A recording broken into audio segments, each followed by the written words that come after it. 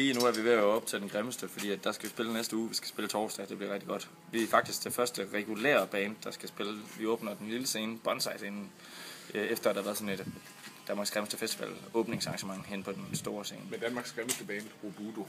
Robudo. Meget nice. Som er rimelig nice. Som har dildoer. Det har vi ikke. Det har vi ikke, nej. Men vi har virkelig mange guitarer. Og vi har en guitartekniker til at tage sig af de mange guitarer. Jeg glæder mig rigtig meget til at spille. Det er sådan lidt, det er jo lidt skældsættende at få lov at spille på den grimmeste festival. Ja, nu griner du, men det er det jo. Så det bliver godt. Lige nu er vi i gang med at øve, og så holder vi en pause. Vi skal lige hen og have nogle huslers. En ordentlig røgfuld husler.